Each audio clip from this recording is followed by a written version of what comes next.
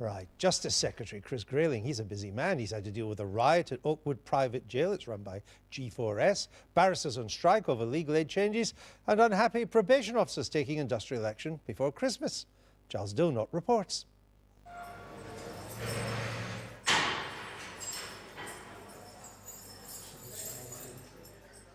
Prison works. It ensures that we are protected from murderers, muggers and rapists, and it makes many who are tempted to commit crime think twice. Traditional Tory policy on criminal justice and prisons has been tough talking and tough dealing. Not only have they tended to think what they're offering is right, but have had the feeling you're thinking what they're thinking on this issue. But nearly 2 decades after Michael Howard's Prison Works message, his party in coalition government is finding prison has to work like everything else within today's financial realities. The Justice Secretary for 2 years after the election had previous in this field, Ken Clarke, and early on he signalled a change of direction. Just banging up more and more people for longer without actively seeking to change them is, in my opinion, what you would expect of Victorian England. So the key to keeping people out of prison now, it seems, is keeping them in a job on release. Ironically, Ken Clarke was released from his job 15 months ago and replaced by Chris Grayling. But here within HMP Liverpool, the Timpson Company has been working since 2009 with chosen offenders to offer training and the chance of a job. And before you ask, no, they don't teach them key cutting in a Category B prison. The academy here is deliberately meant to look like a company store, not a prison. It helps. You forget where you are at times. It feels weird going back to a wing at the end of the day and back into a cell, but yeah, it's different here, different atmosphere, so I think that's why people like it. Timpsons have 6 academies in prisons, training prisoners inside, and outside they offer jobs to ex-offenders who make up 8% of their staff. And it has been hard work persuading some governors that such cooperation can work. I have seen a dramatic change positively working with prisons, and particularly in the last 5 years. I think they get it, they understand now what business expectations is. Timpsons don't just employ offenders, but as one ex-prisoner released in February last year and now managing his own store says, the point is many other companies won't employ offenders at all. From what I've experienced, it's a case of on one hand you've got someone with a criminal conviction, on the other hand you've got one that hasn't, so it's a case of favouring those that have got a clean record and going down that road. Anyone with a criminal conviction is passed to one side and overlooked. So that, amongst myriad other changes to prison and how we deal with prisoners, is on the desk of the man at the top. Ever since Chris Grayling became Secretary of State for Justice, he's wanted to signal a change of direction of policy, and he's in a hurry to make some radical reforms across the board, from size and types of prisons to probation services, reoffending rates, legal aid services. And it's fair to say there's been a certain amount of opposition to that from groups who don't agree with him. But what might actually shackle him is none of that. It's the fact that he's in government with a party that doesn't always agree with him. He has to abide by the rulings of the European Court of Human Rights, and in those famous words, there's no money left. There's no doubt about that, and I'm sure he'd like to go further on things. He'd like to go faster. I'd like him to go further and faster on those things, but we are where we are. But, you know, if the Liberal Democrats want to be wiped out at the next election based on what they believe, that's fair enough. Clearly we accept there has to be savings, but there are areas where we feel that there is ideologically driven policy making going, and actually sometimes where seeking to contract things out, to privatise things, may not actually save any money at all, and therefore doesn't make any sense whatsoever to us. The question is, will all that mean some of Chris Grayling's reforms need closer inspection? And Chris Grayling joins me now for the Sunday interview.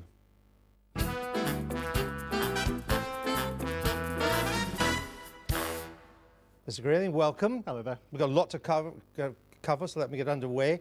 If you get your way, your own personal way, will the next Tory manifesto include a promise to withdraw from the European Convention on Human Rights? It'll contain a promise for radical change to human rights laws. I'm not going to give you the detail today because we haven't announced it yet, but I'm very clear that we have to curtail the role of the European Court in the UK. We have to get rid of and replace our Human Rights Act, Labour's Human Rights Act from the late 1990s. We have to make our Supreme Court our Supreme Court. There can be no question of decisions overriding it, in my view, happening elsewhere. And we have to have a situation where our laws contain a balance of rights and responsibilities. People feel very frustrated by the idea that people can always talk about, I know my rights, but they don't seem to believe and accept they have responsibilities. Well, this is what you told The Spectator last September. It's roughly what you said. Now, I want to see our Supreme Court being supreme again. I think people want to see the Supreme Court of the United Kingdom being in the UK, not Strasbourg. That's clear. But let's be honest here. The Supreme Court cannot be supreme as long as its decisions can be referred to the European Court in Strasbourg. Well, there's clearly an issue there, and that's something that was raised recently by the immediate past Lord Chief Justice, Lord Judge. Well, that's true, isn't it? And that's why we've been working on a very detailed reform plan. We'll publish that in the not too distant future. And what we will set out is a direction of travel for a new Conservative government after the next election that will mean wholesale change in this area. But you already tried to reform the European Court. You had this Brighton Declaration of 2012. Do you accept that that reform process, reforming the court itself, that's off the table? Well, there is still a process of reform in the European Court of Human Rights, but my view is it's not going nearly fast enough and not delivering the kind of change we need. And that's why we will bring forward a package that will be dramatically different to that, and we'll set a different track. I'll do it tomorrow, but this is something where we're very clear across the coalition, and we're very open about it, that we have a different view to our colleagues. But you cannot be half pregnant on this. Either decisions our Supreme Court takes are subject to the jurisdiction of the European Court, or they're not, in which case we're not part of the European Court. Indeed, and I hope you'll see when our proposals are packaged, Andrew, brought forward, Andrew, that we've actually come up with a sensible strategy for this country that deals with this issue once and for all. But can we be part of the Strasbourg Court and yet our Supreme Court be supreme? Well, that's my point at the start. We have to curtail the role of the court in the UK. And that's absolutely clear that that's what we will seek to do. Or it's what we will do for this country. Are you but how?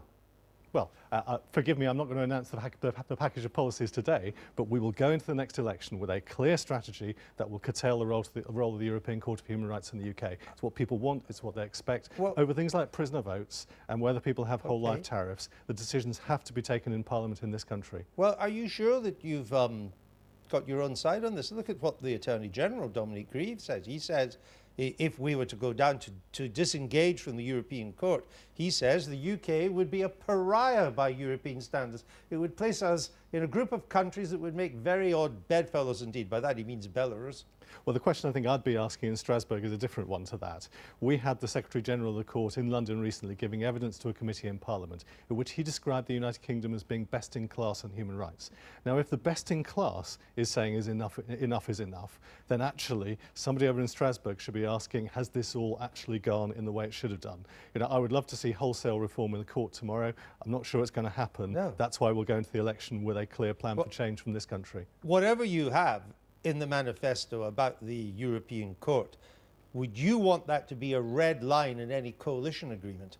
Well, I'm not going to get in discussion of coalition agreements. My mission is to win the next election with a majority of Conservative government. But you'd have to tell us what your red lines would be. And forgive me if I don't start planning coalition negotiations this far in advance.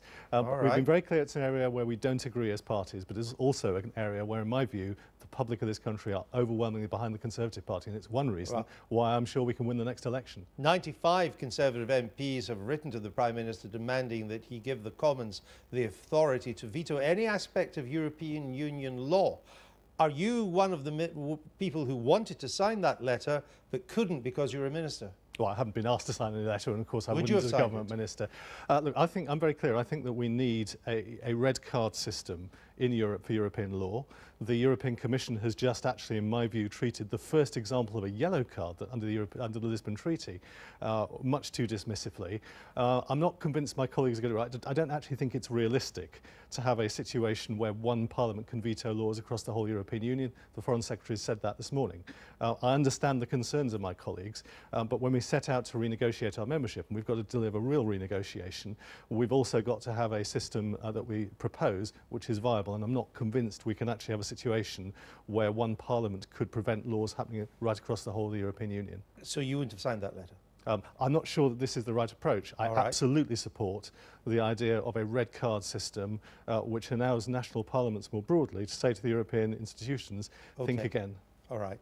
Ian Duncan-Smith, your cabinet colleague, has suggested that EU migrants coming to work in this country should have to wait 2 years before they qualify for any welfare benefits. Do you agree? Yes, I do. I mean, I have to say that I think that there should be an assumption in the way our migration system works, that before you can move from one country to another, before you can start to take back from that country's social security system, you should have made a significant contribution to it. I spent 2.5 years as employment minister working in Brussels to try and get the European Commission to accept the need for change. Many other member states agree with the need for change. There is a groundswell of opinion out there that is absolutely behind Ian in what he's saying. I think we should push for a clear system that says people may be able to move from one country to another to get a job, but actually to move from one country to another to live off the state is simply not acceptable. Let me come on now to the issue in Giles's films about prisons and sentencing and so on.